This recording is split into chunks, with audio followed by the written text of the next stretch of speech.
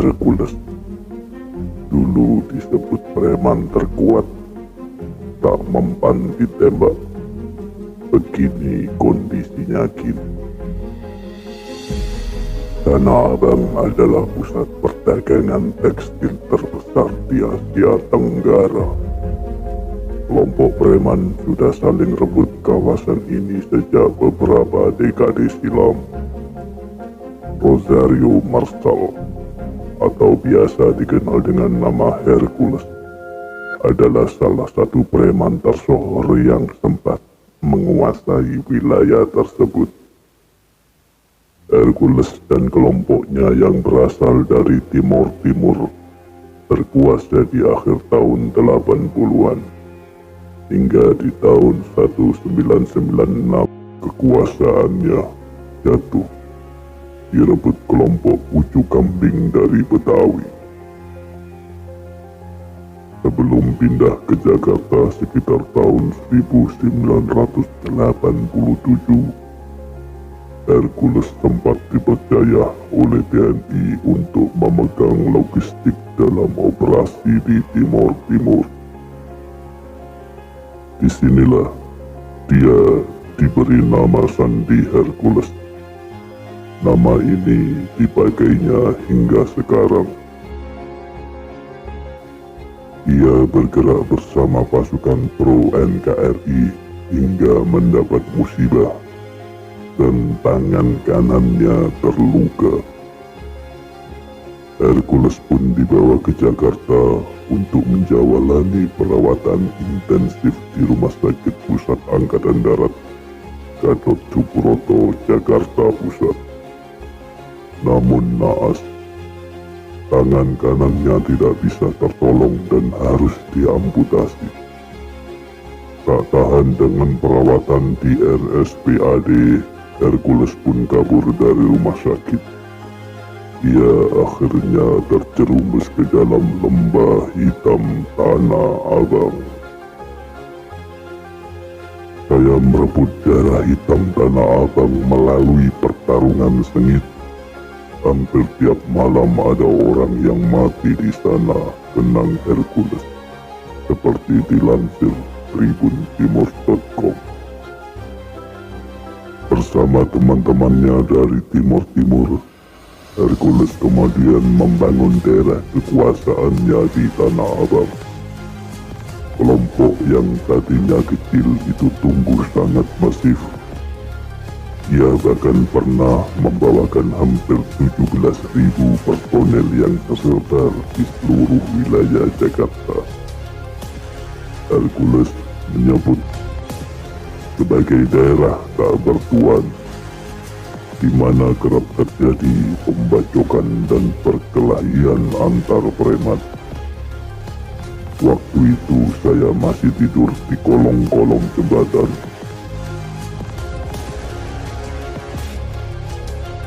Tidur enggak bisa tenang, pedang selalu menempel di badan.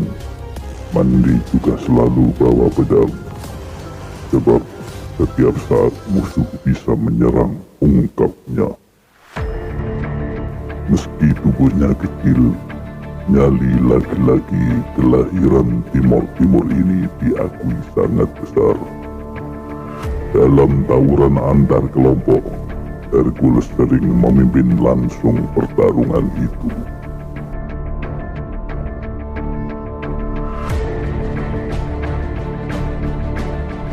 Dia bahkan dikenal sebagai preman yang tak bisa mati, karena selalu berhasil lolos dari maut. Hercules pernah dibacok 16 kali hingga harus menjalani perawatan di ICU. Tetapi ternyata nyawanya tetap bisa diselamatkan. Dalam suatu perkelahian, sebuah peluru menembus matanya hingga ke bagian belakang kepala. Namun, hal tersebut tak juga membuat nyawa pria berambut keriting itu tamat. Pada suatu kesempatan, ada yang menanyakan, apakah Hercules kebal peluru? Dengan tersenyum, ia membantah hal tersebut. Kita tidak kebal peluru. Kita selalu selamat karena berbuat amal, membantu anak yatim piatu. Doa mereka yang selalu membuat saya selamat, ujarnya. Sebelum hijrah ke Jakarta, Rosario bergabung dalam operasi tentara Indonesia untuk memperjuangkan wilayah Timor Timur yang kini berubah nama menjadi Timor Leste. Ia menjadi tenaga bantuan operasi atau TBO dan mengemban tugas sebagai juru angkut logistik. Sebelum dalam tanda petik diadopsi oleh militer Indonesia sebagai TBO, Rosario hanyalah seorang yatim piatu yang kehilangan kedua orang tuanya dalam pengoboman wilayah Ainaro di tahun 1978, seperti ditulis Yo Mandala. Menurut Hercules, dia berutang nyawa kepada Prabowo Subianto yang kala itu menjabat sebagai Kapten Komando Pasukan Khusus Kopassus di Timor Timur. Hercules bahkan pernah berujar, Prabowo adalah satu-satunya orang yang bisa menyerang saya tanpa saya mengangkat tangan untuk membalasnya. Di balik sosok dirinya yang sangar, ada sisi lain yang belum banyak diketahui orang. Dalam banyak peristiwa kebakaran, ternyata Hercules menyumbang berton-ton beras kepada para korban, termasuk buku-buku tulis dan buku pelajaran bagi anak-anak korban kebakaran.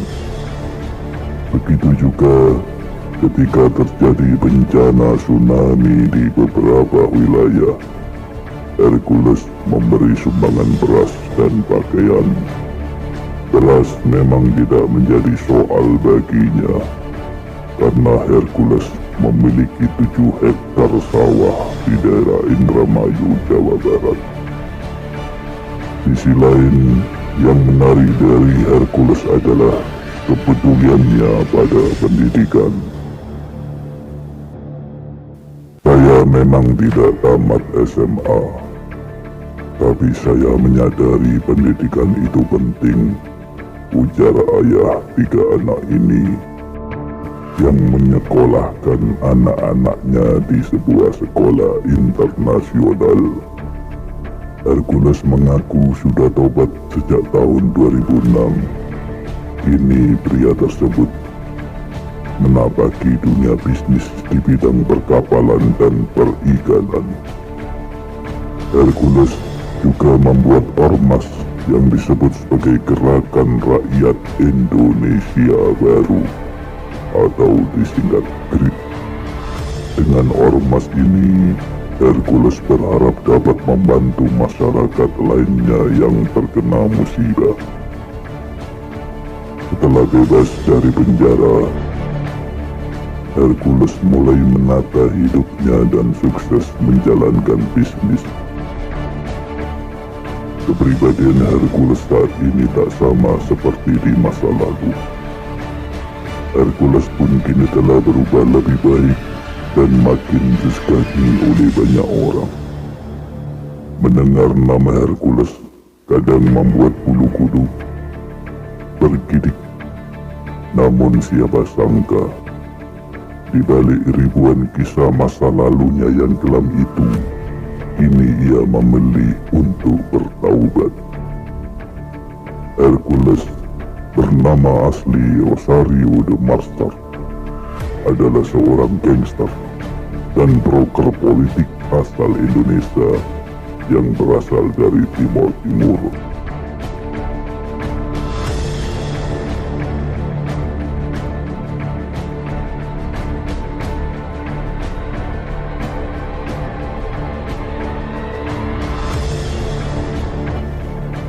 Namun, siapa sangka usia senjanya, Hercules belajar kepada tokoh muda NU Nahdlatul Ulama, yakni Gus Miftah Maulana Habibur Rahman. Bersama pimpinan pondok pesantren Ora Aji di Sleman, Yogyakarta itu, Hercules sering terlihat bersama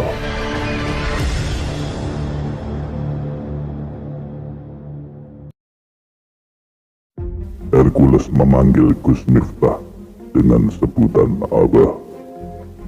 Terbaru, Hercules terlihat mengunjungi rumah Sekretaris Jenderal PBNU Ahmad Helmi Faisal Zaini, didampingi Gus Miftah dan Gus Ipang, yakni Cicit Ki Haji Muhammad Hasyim Asy'ari, dan juga didampingi oleh Ustadz Yusuf Mansur.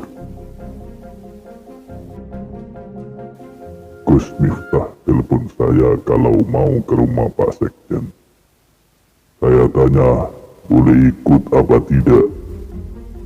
Dibilang oleh Gus Miftah, boleh. Akhirnya saya ikut ke sini. Jelas Hercules seperti dikutip dari unggahan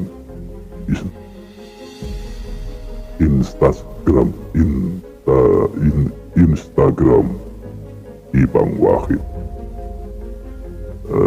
Untung brodoli, tadi ngomongnya rodo angel. Hercules menceritakan dia sudah mengalami hidup yang sulit dan berbahaya. Matanya pernah ditembak, tapi tidak wafat. Ia pernah dibacok ratusan kali, namun Allah belum mengizinkan ia wafat. Sekjen PBNU Ahmad Helmi Faisal Zaini sempat menanyakan alasan mata Hercules yang berbeda antara kiri dan kanan. Dengan santai Hercules menjawab bahwa matanya yang kanan berbeda karena pernah ditembak dari jarak 1 meter.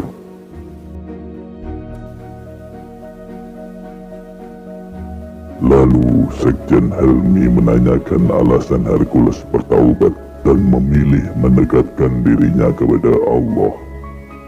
Hercules menjawab bahwa semua manusia hidup terbatas oleh usia. Ketika wafat, maka tidak ada yang bisa dibanggakan kecuali amal baik. Karena belum waktunya, makanya saya tidak mati, meskipun sudah dibacok ratusan orang yang di atas belum mengizinkan imbuhnya. Hercules yang saat itu memakai peci mengaku memiliki kebiasaan yang berbeda saat ini. Setiap Jumat selalu memberikan makan ratusan anak yatim dan sering berpuasa.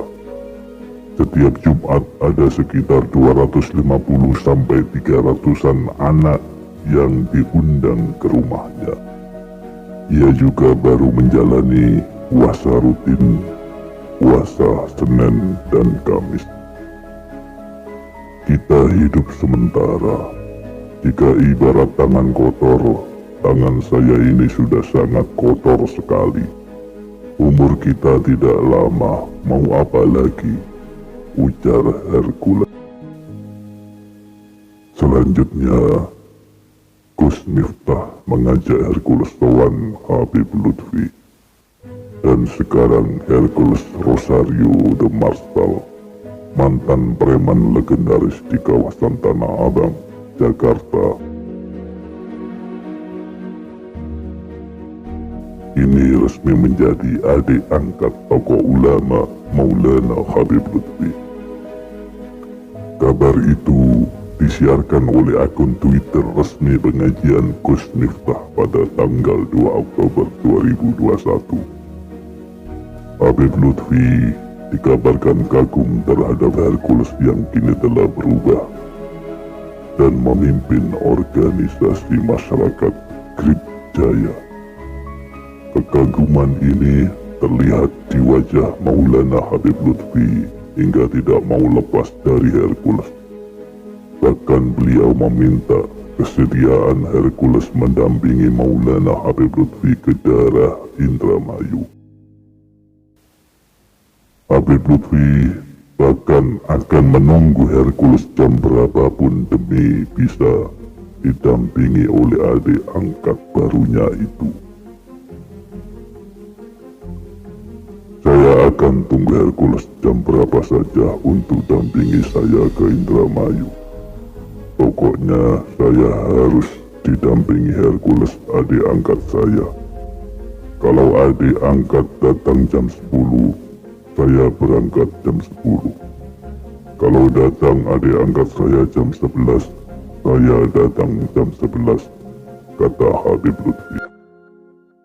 Selain itu, Hercules juga mendapatkan keistimewaan yang jarang didapatkan tokoh nasional lain ketika mengunjungi kediaman Habib Lutfi, yakni masuk ke kamar pribadi Habib Lutfi.